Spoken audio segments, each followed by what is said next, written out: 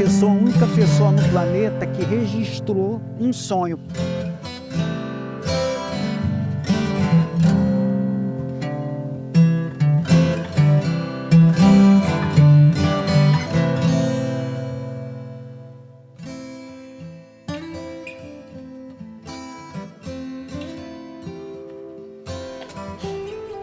Laíde, vai ter que só carregar um pouquinho aí, ó, cada imagem.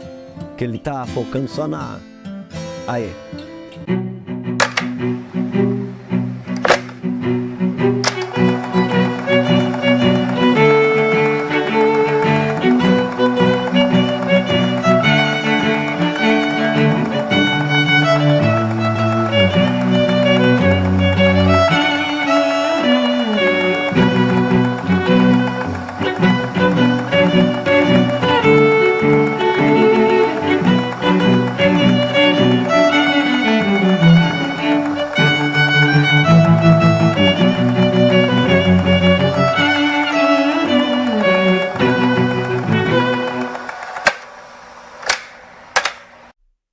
A história da Mercearia Paropeba é bem interessante. Ela não começou aqui. Ela começou na parte antiga da cidade, né? E na época era meu bisavô, Manuel de Almeida. Depois passou para o meu avô, Carlos de Almeida, e veio meu pai, José Augusto de Almeida. Papai era filho único e está comigo hoje, Rony Antônio de Almeida. E indo para a quinta geração, que é o Pedro Augusto de Almeida, que já está ajudando aqui a gente também e aprendendo, né, o jeito de comprar, de comercializar, né, e isso é natural, parece que vem no sangue esse jeito nosso aqui. A Mercearia Paropeba, muita coisa acontece aqui, muita, mas tem coisa que a gente acaba guardando, né, na memória, né, pessoas ilustres que já passaram aqui, né? Tem um grande empresário que vinha aqui, infelizmente já faleceu. Ele até falava que a Mercearia Paropeba era um pequeno grande comércio. E já teve um que chamava Frank Klausberg, eu acho que o nome é esse mesmo, era um polonês, né? E que, pra você ter ideia, a primeira Bienal, né? Ele ganhou, né, um prêmio importante pelo trabalho que ele fazia e morou aqui em cima, no Pico de Itabirito, tirando da natureza morta o trabalho dele. Foi uma pessoa que fez uma diferença grande para a ecologia, né? Mostrando que naquela época já tinha que estar preservando e cuidando da natureza. Por isso que ele era um grito da natureza e daquilo ele fazendo o trabalho dele. Ganhou vários prêmios. Igual eu falei, morou aqui no Pico, na Cata Branca, e era um grande freguês nosso, o meu pai, depois meu aqui também, morreu há pouco tempo atrás, com quase 100 anos, 97 anos. E depois disso ele não estava morando aqui mais, foi embora para Bahia, para o sul da Bahia, e ele é uma pessoa que marcou muito aqui também na Mercearia Paropeba, né? A gente aprendeu muita coisa com ele, justamente nessa parte da ecologia aqui, né? Tentando preservar alguma coisa, mas é isso aí. Eu tenho mais o que falar em questão da memória, né, do meu pai, né, de ter me ensinado esse jeito, né, de cuidar mais do pequeno produtor, que é dele que ele tira o sustento e todo mundo ganha. Quem produz, quem vende e quem compra. E é assim que a gente leva a Mercearia Paropeba. Eu falo que a Mercearia Paropeba é interessante também em questão de turismo. A gente recebe aqui em Itabirito, né, pessoas que vêm justamente nos visitar, né, porque ficou sabendo por alguma matéria de televisão, algum meio de internet, alguns blogueiros que passam aqui, né, por estar próximo a Ouro Preto, e um vai falando para o outro. E isso é interessante, que quando ele entra aqui dentro, ele imagina que é uma loja grande, mas não é, 26 metros quadrados. E ele chegar aqui e ver que a loja não é tão grande, mas que abraçou ele, não só na memória também que ele já teve, né, dos antigos armazéns, que são produtos que ele viveu aquilo, aí ele volta naquela nostalgia, né? E um vai falando para o outro e a gente abraça essa pessoa. E todo mundo ganha com isso, com o turismo, né? Um posto de gasolina, um hotel, um restaurante, né? E muitas pessoas que aqui vêm, demora até um pouquinho mais para chegar na origem que ele queria e fica aí com a gente e prestigiando também a cidade nossa, né? Como aqui a gente vende para todo tipo de pessoas, né? E todo tipo de bolsas, a gente tem produto que é ainda vendido tanto que a pessoa tem condições de levar. Exemplo, um feijão. Talvez ela não tenha condições de levar, ou não precisa levar 10 quilos, 5 quilos, 1 quilo. Então a gente ainda tem aquela concha para pesar o tanto que ela queira, né? A gente vende também produtos tipo canela, né? Que vende o tanto que a pessoa precisa. Temos também o fubá de moinho d'água, a gente já tem os pesos certinho, que antes vendia na granel, mas como é um produto cru, aí a gente hoje pesa, né? Já vem pesado da fazenda lá, e a farinha de mandioca. Eu tenho ainda uma curiosidade, que é o mandiopan, que eu brinco que é o avô do Elma Chips. A gente trabalha também com a farinha de milho, que vem num lugar aqui mais próximo, né? Trabalha também com vários tipos de doce, que também é um patrimônio aqui pertinho de Ouro Preto, que chama São Bartolomeu, que é a goiabada, né? E essa goiabada tomou uma proporção tão grande que ajudou várias famílias hoje, né? Que há mais anos não conseguia sobreviver tanto do produto, hoje consegue sobreviver da goiabada.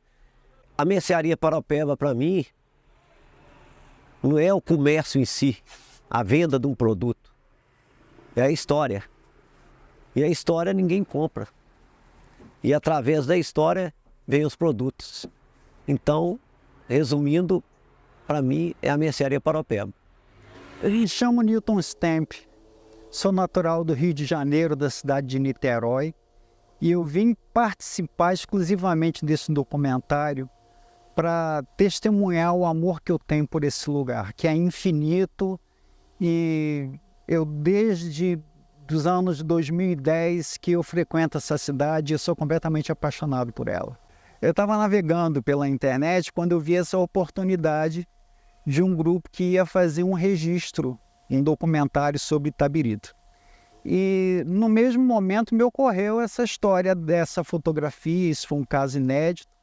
Então eu me senti impelido a contar isso. E eu entrei em contato com a produção gostou da ideia e eu simplesmente me programei de uma forma assim bem rápida para vir para cá. Então foram 12 horas de viagem para chegar aqui, participar de um documentário bem curto. Então talvez você possa me questionar assim, poxa, você viajou 12 horas e vai voltar mais 12 para participar de um período tão curto de uma filmagem? Olha, Itabirito para mim, como eu coloquei num dos meus livros, viver 30 dias em Itabirito é o mesmo que viver uma eternidade em qualquer lugar do planeta. Então participar desse documentário, mesmo que de uma forma tão curta, tão humilde, para mim vai ter um significado muito grande, porque é uma forma de eu poder externar tudo que eu sinto por essa cidade, que é uma coisa sem explicação, mas que eu amo demais Itabirito. Eu sou tetraneto do Barão de Langsdorff. Ele esteve aqui no século XVIII e talvez quando Itabirito ainda era Itabira do Campo. Ele visitou Ouro Preto, visitou Barbacena, certamente ele passou por isso daqui. E ele, de alguma forma, ele deve ter se apaixonado por esse lugar, porque Itabirito é outra dimensão, Minas é outra dimensão. Isso, de alguma forma, veio parar em mim. E a primeira vez que eu cheguei aqui, eu apaixonei direto pelas pessoas, pelo clima, pelo ambiente, pela educação das pessoas. Isso aqui realmente é um lugar que, na minha concepção, é o mais próximo do paraíso na Terra. Então, eu me apaixonei direto. Eu sou publicitário, sou escritor e já publiquei 5 livros dedicados exclusivamente a Itabirito. Então, assim, 5 livros sobre uma cidade tem que ter muito conteúdo. E tudo que eu vi, tudo que eu vivi aqui, ficou em mim marcado de uma forma que talvez tenha reverberado nesse sonho que eu tive, que não foi um, foram vários sonhos. Então eu acho que isso aqui é uma coisa que não tem explicação, mas por outro lado tem coração, tem sentimento. Eu comecei a frequentar Itabirito por causa de uma pessoa, uma mulher chamada Solange Batista. Porque, na realidade, essa história toda começou por volta de 1990, 1995, quando eu ainda estava no meu primeiro casamento, morando em São Gonçalo, não do Bação, mas São Gonçalo do Rio de Janeiro. E eu comecei a ter um sonho com um lugar que eu não conhecia. E esse sonho ele começou a se repetir. Ele se repetia e pela manhã eu acordava e eu dizia para então minha primeira esposa, eu dizia, sonhei com aquele lugar de novo. E era de novo porque eu já tinha sonhado várias vezes. E aí ela dizia, isso é sonho e tal. E o tempo foi passando, a gente acabou se separando e eu conheci a Solange. E conheci pela internet, sala de bate-papo. E a gente começou, isso aqui é engraçado, a gente começou a se encontrar em Juiz de Fora, nos finais de semana, e depois a gente passou para Barbacena, depois a gente passou a se encontrar em Conselheiro Lafayette, para só depois eu chegar em Itabirito. E quando eu cheguei foi amor à primeira visita, eu apaixonei direto, e assim, aí eu comecei a vir semana sim, semana não, para cá, para namorar a Solange e para namorar a cidade também, que eu estava completamente apaixonado. E aconteceu de um dia eu estar passando, fazendo caminhada lá pela usina e eu encontrei aquele lugar que eu tinha sonhado. Eu lembro que eu estava do outro lado da rua e eu olhei para aquele lugar e disse assim, é ali. Eu sonhei com esse lugar há mais de 10 anos antes de estar aqui. Eu não entendia como é que aquilo ali poderia ser, mas passou. Quando foi em 2015, eu estava de férias, passei uma semana aqui e ia passar outra semana lá no Rio com a minha filha. E quando eu estava indo embora, era o dia 8 de maio de 2015, eu fui para a rodoviária, embarquei e o ônibus, quando estava passando pela cidade, eu me vi naquele sonho. Aquele sonho era aquele dia, aquela visão era daquele dia que eu estava no ônibus naquele momento. E aí aconteceu uma coisa interessante, porque eu me dei conta de que na minha mochila tinha uma câmera. E aí eu pensei, por que ao invés de olhar e ver como tudo aconteceu, eu não fotografo? A câmera está ali, era uma Sony digital, eu abri a mochila, peguei a câmera, liguei, e quando eu passei pelo local, eu fotografei. Você pode notar que a imagem ela está torta, ela não está centralizada, porque ali é meio que uma rotatória. E aí eu tive que, pela lei da gravidade, me escorar na janela para bater. Ela está mal batida, mas o foco é que aquela foto não é de um lugar, não é de uma paisagem. Aquilo ali é a foto de um sonho.